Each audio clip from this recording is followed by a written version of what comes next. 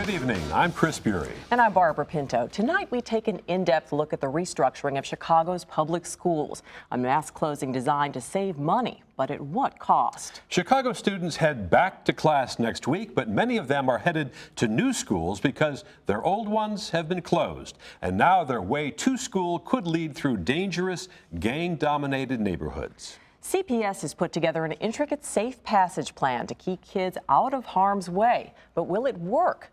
Those on the front lines are cautiously optimistic. So we are one united Alex Haley, one united Alex Haley. And that's what we are, and that's what we will be for the rest of our school days.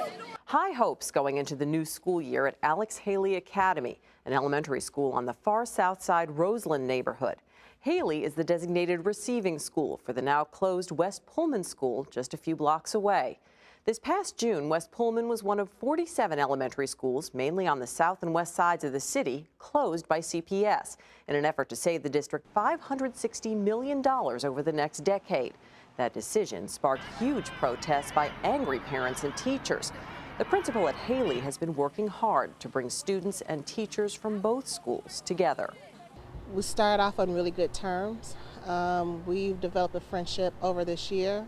Our teachers did a lot of collaboration and working well with one another, and I think that set the tone. Principal Rhonda Larkin has few concerns about safety inside the school, but she's worried about outside. West Pullman students will now have to make their way to Haley, walking through a hornet's nest, turf controlled by at least 8 rival gangs. Bob Jackson is executive director of Ceasefire in Roseland. His group has been hired by CPS to patrol a designated safe passage route that runs straight through the middle of gang territory. You got the BDs, GDs, Four Corner Hustlers, little fractions of the Stones and some other gangs, and then you got the Yale Street Boys, the Straight Street Boys, and then you have the 9. A map in Jackson's office vividly illustrates the danger. Each circle represents a recent shooting or homicide. Despite this daunting picture, he's optimistic. We all are going to pull together, and we're going to make this work. For nothing else to say that we didn't lose no kids throughout our year. That's our goal, to make sure no kid gets shot or killed during this period.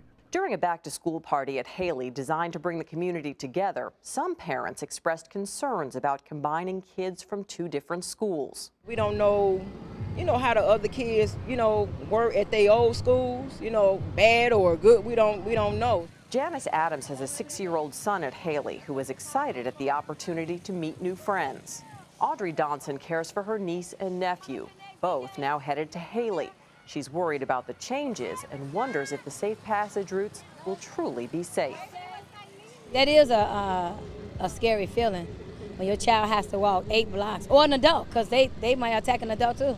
Bob Jackson believes in order for this to work, the entire community has to be on board with a safe passage program.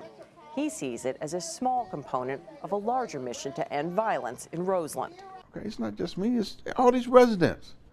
It's time for them to come out of their houses, come out and be a part of something, part of history.